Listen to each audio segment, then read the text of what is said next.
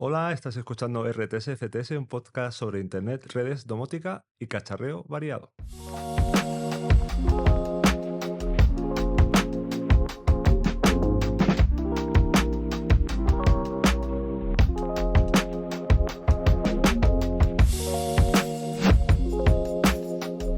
Y hoy retomamos la serie de 6G Data Driven, la serie dedicada al proyecto 6G Data Driven. Y en esta ocasión, hoy estamos con Rodrigo Martínez de ABB. Bienvenido, gracias por venir. Encantado. Lo primero que quería, bueno, es que te presentes, que nos cuentes cuál es tu posición, tu rol exactamente en ABB y ahora entramos en detalle de lo que hemos estado haciendo en el 6G Data Driven. Vale, pues soy Rodrigo Martínez, soy responsable del equipo de operaciones software relacionado con la parte de DevSecOps y bueno, pues llevamos pues todo lo que es operaciones software, como puede ser los pipelines, la parte CI/CD, así como cumplir con las certificaciones de ciberseguridad y bueno, y supervisar un poco el tema de las arquitecturas software. Ok, genial. En el Data Driven, bueno, por poner en contexto, el proyecto 6G Data Driven es un proyecto que tiene que ver con cómo intentar maximizar el uso de los datos a través de tecnología 5G en diferentes contextos. Y uno de ellos ha sido el de la industria conectada, que es un poco el objetivo del proyecto o del subproyecto 6G Data Driven 05, que es en el que habéis participado como empresa ganadora de la licitación. ¿Me podría resumir así un poco el tipo de trabajos, de objetivos técnicos, tecnológicos que habéis hecho en los trabajos que habéis desempeñado en el proyecto 6G Data Driven 05? Pues el eje del proyecto es un enfoque totalmente práctico. Digamos que hemos hecho varias actividades y entre ellas, pues, demostrar que cómo es una arquitectura en la parte OT, un poco más diferente en otros contextos. También hemos tratado un poco cómo podemos explotar esos datos a través de distintas técnicas o algoritmos de Machine Learning. Y después ya hemos ido directamente a los casos prácticos, ¿no? Pues en el primer caso, eh, digamos el primer ejercicio que hemos hecho, hemos demostrado cómo somos capaces de entrenar a unos algoritmos para detectar cuando hay obstáculos dentro de un circuito de AGVs, que es básicamente un vehículo autónomo que va por las fábricas y que, digamos, automatiza ciertos flujos logísticos. En el segundo ejercicio que hemos hecho, ya más orientado a la parte práctica, hemos hecho un sistema holístico, un sistema en el cual estamos conectando distintas señales, tanto, pues, vamos a decir, em, conectividad bastante antigua, como puede ser en Ocean. Nos hemos conectado a través de 5G, 6G y también con redes tradicionales industriales, como puede ser las redes Wi-Fi, ¿no? Y lo que hemos demostrado es que somos capaces y se puede hacer de cómo con distintos protocolos y con distintas formas de conectividad tú puedes, vamos a decir, homogeneizar todas esas señales y tratarlas en un único sistema. Luego también hemos trabajado en la parte de despliegue. Y cuando digo despliegue, no solo es el gestor de flotas, pues en nuestro caso, que son vehículos, sino también cómo podemos desplegar en un entorno Edge y vamos a decir, y caracterizar la parte radio, ¿vale? Y hemos hecho una prueba práctica también con la simulación junto con nuestros socios de Ericsson. Y bueno, y con todo esto cerramos con una prueba conjunta en la que hemos juntado todos los escenarios y que hemos hecho también pues distintas pruebas, ¿no? Entre ellas, pues bueno, alterar la latencia, qué pasa cuando el jitter es muy alto, etcétera, ¿no? Y cómo pueden afectar a los distintos escenarios y por qué el 6G es un escenario idóneo para este proyecto. Ok, has mencionado una palabra, bueno, un concepto más que una palabra, que creo que es relevante en el ámbito industrial, que es el de Edge Computing. Mencionabas el Edge. Entonces, en cuanto al Edge, ¿cuál es vuestro enfoque, cuál es vuestra visión del uso de arquitecturas Edge Computing en la industria y la conectividad también en ese contexto? La conectividad, han mencionado diferentes tecnologías, pero en el contexto de Edge Computing, de por qué Edge Computing versus un enfoque a lo mejor más cloud, aspectos de seguridad, aspectos de funcionalidad. ¿Qué opinión tienes sobre ese aspecto? Pues el primer caso sería porque es un sistema, digamos que la parte 6G y la parte Edge, en este caso 5G, es un sistema que nos permite tener latencias muy bajas, ¿vale? Y nos ofrece a nivel industrial un valor como muy alto a nivel de robustez, ¿vale? Que son redes ultra fiables. Entonces, ¿por qué necesitamos trabajar en esto? Porque básicamente si queremos hacer o tomar acciones en tiempo real, en el caso de este proyecto, por ejemplo, tenemos unos intervalos en los cuales hay baches y el vehículo tiene que frenar al momento que le digamos. Si estamos trabajando con otro tipo de redes, no somos capaces o hay un riesgo de que no se mande esa señal a tiempo y por lo tanto la máquina falle. Y luego en sistemas muy orquestados, por ejemplo, os imagináis el típico vídeo de Amazon que todo va como en sintonía, ¿no? Allí un pequeño fallo, un pequeño problema de conectividad puede hacer que varios vehículos se choquen, ¿no? O que el sistema vaya mucho más lento, ¿no? Y entonces la parte, vamos a decir, de producción baje. Entonces, estos sistemas Edge lo que te garantizan es que puedas meter lógicas, eliminar lógicas incluso de los mismos vehículos y abaratar costes. Por ejemplo, yo que sé, si tienes un procesador que está procesando una imagen, como puede ser una navegación en SubSlam, podrías moverlo perfectamente a la parte Edge, a la parte de cómputo del Edge y, digamos, ahorrarte de ese componente, ¿no? De tal manera que tu sistema se hace mucho más escalable y mucho más económico, ¿no? Y luego ya es a nivel de fiabilidad, por lo que comentaba, ¿no? ¿Qué significa un parón de producción o un fallo de conectividad respecto a la producción, ¿no? Pues es algo muy, vamos a decir, grave. Entonces, estos sistemas, pues digamos que te garantizan toda esa parte. Volviendo al tema de... Has tocado dos cosas que creo que son muy relevantes y que nos enlazan a lo mejor con otro aspecto, es el de la fiabilidad y también el de un poco el de la sostenibilidad, porque al final una manera de ser muy fiable es potencialmente hacer cosas que hacen que seas muy costoso en términos de energía y en términos económicos también, porque la sostenibilidad tiene varios aspectos. ¿Eso cómo lo tratáis? ¿Cuál es vuestra visión en base a lo que habéis hecho también en el Data Driven en el campo de la industria conectada? Va un poco de la mano, ¿no? Al final, si tienes un sistema fiable, estás optimizando tus recursos y por tanto no estás desechando, ¿no? Por ejemplo, temas de producción. ¿Qué pasa si una línea se para? ¿Qué pasa con ese parón en el que hay máquinas encendidas, etcétera, etcétera? Pues digamos que todo va de la mano, ¿no? Entonces, un sistema súper fiable, aparte, si puede ser escalable y puede ser, vamos a decir, autoescalable, pues mucho mejor aún. Pero un sistema fiable lo que hace es que sea también muy sostenible, porque digamos que usas lo mínimo necesario para que todo el sistema funcione, ¿vale? Y no tienes que utilizar ciertas redundancias como sistemas de backups, etcétera, ¿no? Entonces, es lo que te hace un sistema fiable, que no necesites esa redundancia adicional o el por si acaso, sino que ya por definición, si tu sistema es fiable, pues no tienes que ir a esas alternativas. Muy interesante esto. La verdad es que no tenía nunca había pensado en los aspectos de sostenibilidad y de fiabilidad, sí, pero no tanto la sostenibilidad en el ámbito de la industria 4.0. Claro, ¿qué pasa si, por ejemplo, un kilo de material, ¿no? Yo qué sé, se para la producción en mitad, pues seguramente ese kilo de material se deseche, al igual que todo el consumo energético de Ético, las máquinas, etcétera, etcétera, ¿no?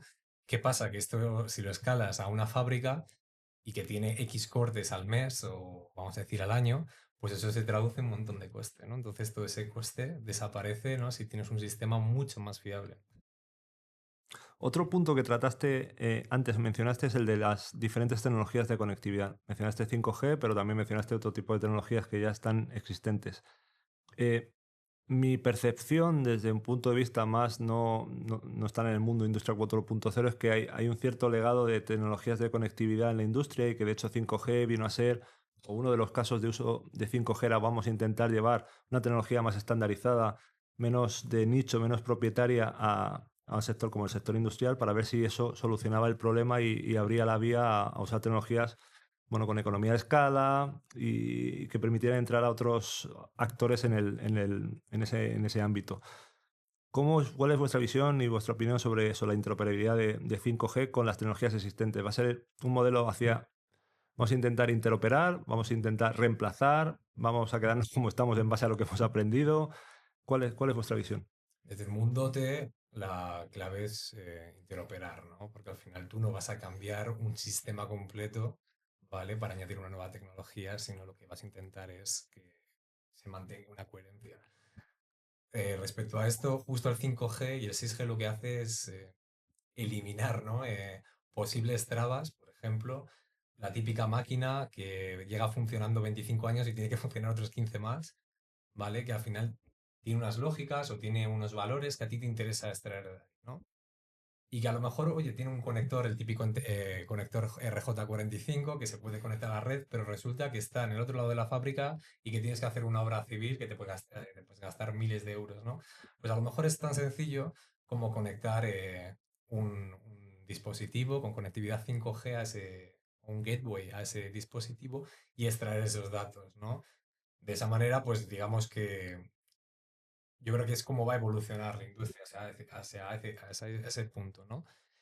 Y luego respecto a la parte de, pues, de interoperación, ¿no? De cómo trabajamos con 5G, con 6G, em, ya las nuevas fábricas que se están construyendo, como por ejemplo las gigafactorías de Tesla, ¿no? Ya cuentan con 5G ya va de facto, ¿no? Entonces, yo creo que es, al final lo que se busca en la industria es lo que decía, ¿no? Justamente los valores que te puede ofrecer el 5G, 6G, ¿no? Que es redes ultra fiables, con latencias súper bajas, que te permitan, pues eso, desplazar esas lógicas, reducir costes, etcétera, ¿no? Entonces, por un lado, en las nuevas fábricas ya se está pensando y se está instalando esta tecnología radio basada más en el 5G, 6G. Esto está pasando ya.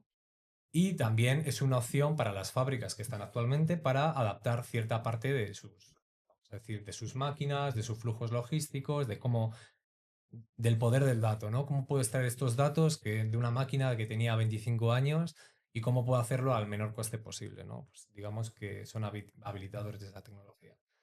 El poder del dato, eso es muy importante, esa manera de definirlo. Además, es un poco un parte del moto, por decirlo así, de 6G Data Driven, es un poco el poder del dato. Y eso me lleva a otro concepto, a otra pregunta, un poco ya yendo a algo a lo mejor más futurista, aunque en investigación es algo que sí que llevamos explorando tiempo, que es el de un poco la automatización al límite más absoluto, el de intentar que la red, tanto a nivel de conectividad como a nivel de la aplicación de dicha conectividad dentro del proceso total, en este caso de la industria, llevarlo al extremo. ¿Cuál es vuestra visión en hacer ese tipo de automatizaciones, de orquestaciones, de gestión inteligente, automatizada, en la cual, claro, obviamente el dato, el poder del dato es fundamental? Ujú. Y no solo eso, ¿no? Ya es la parte de conectividad, ¿no? Por ejemplo, en el Black Friday, ¿qué pasa? Que la producción sube muchísimo y se introducen muchos tipos de máquinas. Entonces el departamento de IT, el departamento OT de las fábricas muchas veces tiene que hacer ajustes para añadir nuevos robots o para controlar ciertos, vamos a decir, flujos nuevos que tienen que habilitar porque habilitan justo para ese fin de semana o para esa semana un montón de líneas nuevas, ¿no? Entonces el equipo de IT normalmente bueno, alguna de las grandes fábricas lo que hace es parar durante semanas parte de ciertas operaciones y es muchísimo trabajo que tienen que hacer para adoptar esto, ¿no? Si tú tienes una red escalable, ¿no? Y tú puedes hacer, vamos a decir, crear, eh, meter la parte de slicing de 5G, 6G y decir, mira, ahora voy a escalar, soy capaz de escalar esto, quiero añadir nuevos dispositivos, pero quiero añadir nuevos dispositivos con una lógica asociada, ¿no? Eh, la idea futurista de todo esto es que habrá un momento que las fábricas se autogestionen solas desde la parte de IT y que se pueda escalar tanto la conectividad como la parte más de software, ¿no? Porque, por ejemplo, ¿qué conlleva añadir 10 nuevas máquinas o qué conlleva añadir 10 nuevos flujos logísticos? Pues a lo mejor para el departamento de IT es una pesadilla, ¿no? Pero si tú diseñas el sistema de forma de que sea escalable y encima estás utilizando este tipo de tecnologías que te aseguran eh, pues esa fiabilidad y que te aseguran esa latencia baja, pues no vas a tener que pasar por ese mal trago, ¿no? De semanas antes estar pensando cómo hacer esto. Y lo mismo, si estás en un periodo de baja producción, puedes escalar tu sistema, puedes hacer pues eso, que no consuma tanto, etcétera, etcétera. Entonces, yo creo que es por donde va a ir la parte de las fábricas, ¿no? Que se autogestionen desde la parte IT, desde la parte OT y que no tengan que intervenir tanto el factor humano. Ok, esto es súper interesante también. Ahora quería un poco cambiar, irnos a una cosa un poco más quizá de alto nivel. Es una pregunta más sobre, en cuanto a BB como empresa, Y pensando en el proyecto 6G Data Driven, ¿qué ha significado para vosotros el participar en este proyecto? Vale, pues por la parte de ABB es por supuesto un impacto estratégico porque al final estamos trabajando con líderes directos de la industria, por ejemplo Ericsson, que en otras situaciones sería muy raro, ¿no? Que una parte de robótica trabaje de la mano en un proyecto que no fuese de innovación, ¿no? Para conseguir un producto. Entonces nos da, digamos, la opción de poder trabajar juntos y juntar dos mundos totalmente distintos, ¿no? Que aunque seamos tecnológicos los dos, digamos que es bastante distinto.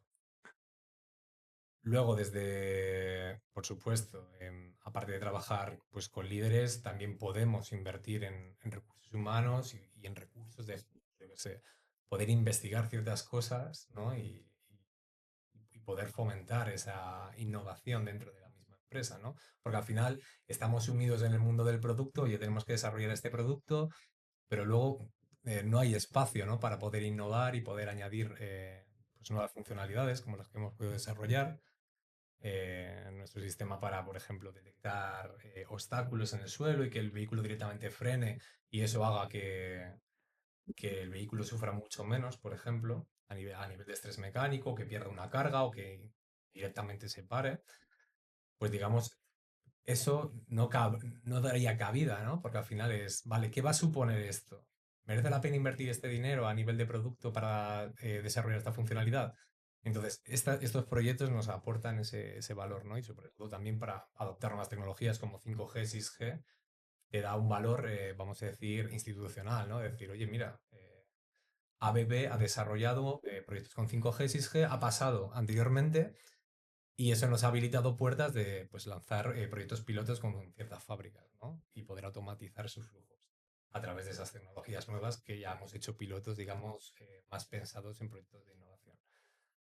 Has mencionado piloto y colaboración con empresas como Ericsson, y eso me lleva un poco a la siguiente pregunta que quería hacer, que es ¿cómo ves, cómo percibes, cómo evalúas vuestra participación en Syncotonic? Syncotonic es un laboratorio de co-creación e innovación que fue fundado va a cumplir a 10 años por India Networks y Telefónica, en la cual bueno, son parte también Ericsson, Interdigital, Capgemini y la Universidad Carlos III de Madrid. Y además ha habido una serie de colaboradores, algunos de ellos muy activos como vosotros, desde casi los orígenes, participando en Syncotonic. De hecho, vosotros tenéis un rol especial debido a vuestra implicación, que es el de colaborador Gold. Y bueno, quería que me contaras un poco vuestra experiencia que os aporta y cómo valoráis vuestra participación en Syncotonic durante estos años. Pues empezando un poco por la experiencia, pues como digo, empezamos en 2017 con este primer proyecto de un AGV, que es al final un vehículo autónomo que va guiado por, en este caso, por una banda magnética, ¿no?